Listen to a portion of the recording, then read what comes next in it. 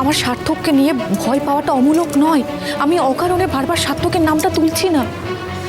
আমার যে অতীতটা বহু বছর আগে মুছে গেছে বলে মিস্টার বসু মল্লিক ভাবছেন, সে সাক্ষাৎ বিপদের খাড়া হয়ে আমাদের মাথার ওপর ঝুলে আছে ঝিনুক।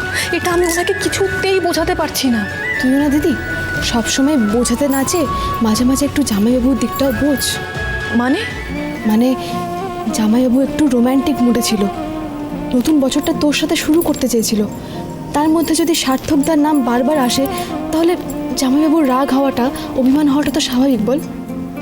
আমি একটা কথা বলছি, তুই আজ সবার সামনে নিজের মনের কথাটা খুলে বল, দেখবি জামাইবাবুর রাগ এক নিমেষে উধাও হয়ে যাবে।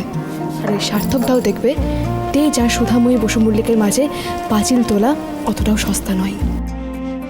আচ্ছা শোন, এত কিছু না ভেবে আমি তোকে যা বলছি তুই তেমন কর, ঠিক আছে? আমি ওদিকে স্টেজটা রেডি করে আসছি। তাহলে লেডিজ অ্যান্ড জেন্টলম্যান, তোমাদের সবার জন্য একটা জরুরি ঘোষণা আছে। যেমনটা তোমরা সবাই জানো, আজকের কাপল অফ দ্য নাইটের উইনার হলো আমার দিদি আর জামাইবাবু। তাই সেই আনন্দে দিদি জামাইবাবুকে ডেডিকেট করে একটা গান গাইবে।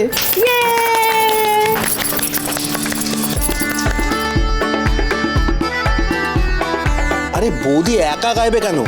ডুয়েট হলে কিন্তু মন্দ হয় না দাদা ভাই, তোকেও কিন্তু গাইতে হবে। আমি এসব গান টানে নেই। ওমা, নেই বললে হয় নাকি? ওমা কেন রে তেজ? মেয়েটা তোর জন্য গান গাইতে চাইছে আর তুই না করছিস কেন? গানা বাবা, আমরা তো কতদিন তোর গান শুনিনি, গানা। না মেজমা, আমার ঘুম পাচ্ছে। আরে দাদা ভাই ঘুমানোর জন্য সারা রাত পড়ে রয়েছে। এই তো দেখ না, আমরা বয়স্করা এখনো যে আনন্দ করছি। আর তুই একটা জোয়ান ছেলে, আমাদের আটুর বয়সী ছেলে, বলে কিনা ঘুমিয়ে পড়বে। শোন, আমার যখন তোর মতো বয়স ছিল না, রাতের পর রাত তোর ঠাম্মির চোখে ধুলো দিয়ে তোর মাকে নিয়ে কত ঘুরে বেরিয়েছি। বলো বলো বলো কি? সবার সামনে কথাগুলো কেন বলছেন আপনি? চুপ করুন না। আরে সত্যি কথা বলতে লজ্জা কোথায় সুধা? তোমার এই শ্বশুর মশাই না তোমার এই বরের থেকে অনেক বেশি রোমান্টিক। হ্যাঁ, ছি ছি ছি, লজ্জা হয় না তোর? হ্যাঁ, আমি বাবা হয়ে তোকে শেখাচ্ছি কি করে রোম্যান্স করতে হয়, কি করে প্রেম করতে হয়। ছি, তুই না এটা হোপলেস। এই সুধা, ওদার হবে, তুমি গান ধরো তো, তুমি গান ধরো। কি রে? তেজ কিন্তু খুব রোম্যান্টিক, এইটুকুনি অ্যাসিওরেন্স আমি অ্যাটলিস্ট দিতে পারি। লিটল বেবি, তোমার অ্যাসিওরেন্স কে চেয়েছে এখানে? হ্যাঁ, এমনিতে তো ক্লায়েন্টদেরও অ্যাসিওরেন্স দিতে পারো না তুমি।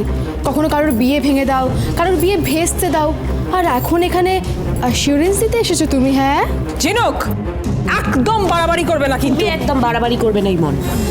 ভুলে যেও না, তুমি আমাদের বাড়িতে গেস্ট নয়, এই ইভেন্টের অর্গানাইজার মাত্র।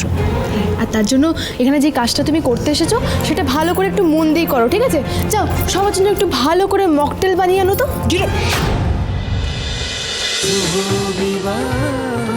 শুভ বিবাহ সোম থেকে রবি প্রতিদিন রাত ৯টায় স্টার জলসায় ও ডিজনি প্লাস হটস্টারে।